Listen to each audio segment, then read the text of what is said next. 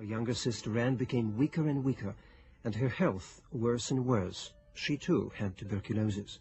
In the spring of the following year, she went on her last journey to the North Sea and found her final resting place in Scarborough.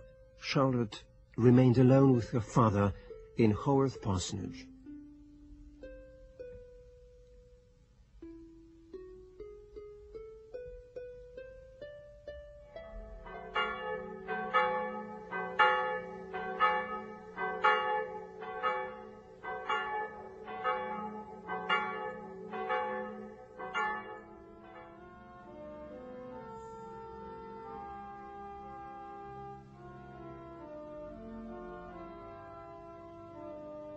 To love and be loved without losing one's independence of spirit was not only the message Charlotte wished to convey in her books, she also tried to achieve this in real life.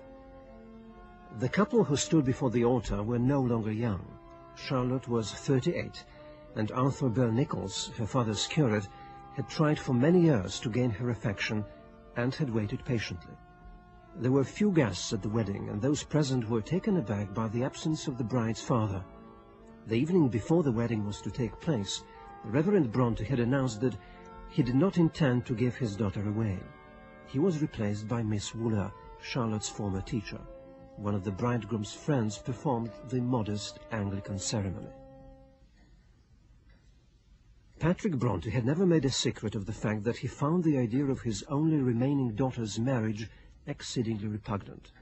He thought that the late marriage represented a danger for her weak health, as a possible pregnancy would, at her age, be a fatal risk. Since Nichols had asked for his daughter's hand in marriage, the Reverend Bronte had treated him with icy contempt. Malicious tongues said Patrick Bronte was a despot and much too haughty. It is possible, however, that he wanted a wealthier suitor for his famous daughter, and one who was in a better position than Arthur Bell Nichols, who was without private means and, like Patrick Bronte, came from Ireland.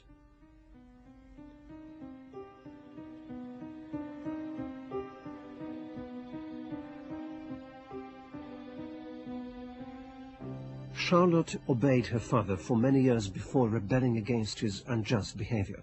She was afraid of loneliness, as Patrick Bronte was nearly 80. The curate's persistence was finally victorious, because Charlotte also felt more and more that her father was depriving her of the most precious gem life can give, fulfilled love.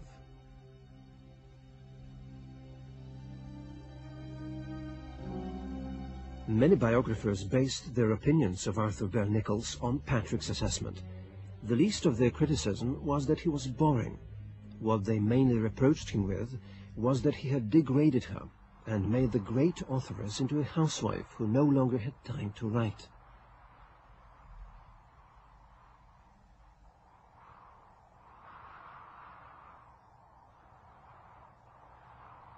The man that Charlotte Bronte eventually ended up marrying, the Reverend Arthur Bell Nichols, was nothing at all like her previous loves. He wasn't like her great romantic creation, Zamorna, and nothing at all like the irascible Monsieur Réger from Brussels. He was just a good, plain, honest man, a clergyman that she'd known for 7 years, and she knew that he loved her. There was no great sense of immediate passion between them. She knew that he loved her, and she decided in the end that she could, as she says, make a good man happy, and that's why she decided to marry him. And she had very low expectations when she actually got married, and the first few letters that she writes shortly after the wedding are very ambivalent about the whole position of being a married woman. But gradually, and you can actually see this and chart it in her letters, she falls in love with him. She starts behaving like a newlywed. She says, "I've been married for 12 whole weeks now."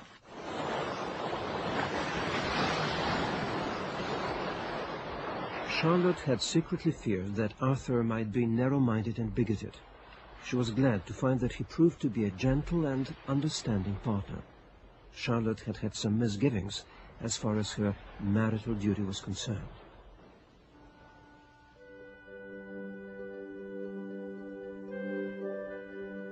Dear Nell, during the last 6 weeks, the colour of my thoughts is a good deal changed. I know more of the realities of my life than once I did. I think many false ideas are propagated, perhaps unintentionally. For my part, I can only say with deeper sincerity and fuller significance what I always said in theory: await God's will. Indeed, indeed, Nell, it is a solemn and strange and perilous thing for a woman to become a wife. Man's lot is far, far different. Have I told you how much better Mr. Nichols is? He looks quite strong and hale. He gained 12 pounds during the 4 weeks we were in Ireland. To see the improvement in him has been a main source of happiness to me, and to speak truth, a subject of wonder too. However, her happiness was but short-lived. Charlotte became pregnant, and the difficult early months of pregnancy were exacerbated by a heavy cold after a winter ramble over her beloved moors.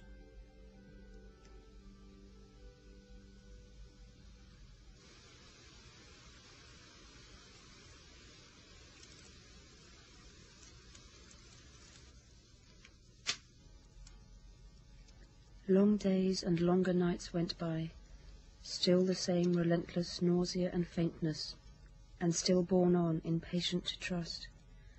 About the 3rd week in March there was a change. A low, wandering delirium came on, and in it she begged constantly for food and even for stimulants.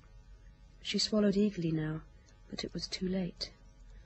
Wakening for an instant from this stupor of intelligence, she saw her husband's woe-worn face, and caught the sound of some murmured words of prayer that God would spare her.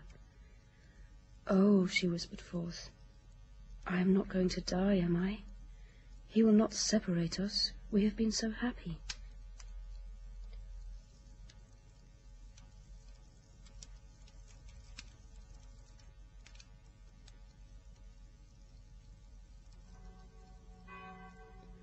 Early on Saturday morning, March the 31st, the solemn tolling of Harworth church bell spoke forth the fact of her death to the villagers.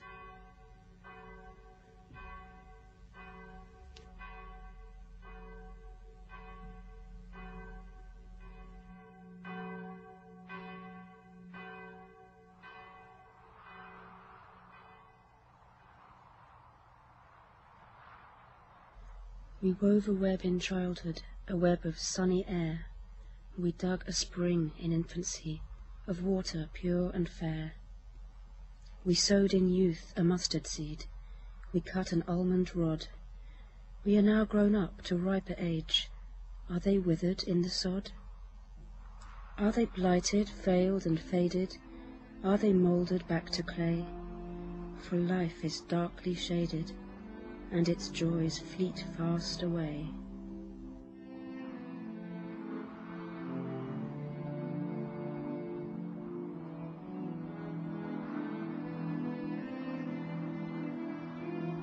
Reverend Bronte survived Charlotte, the last of his children, by 6 years.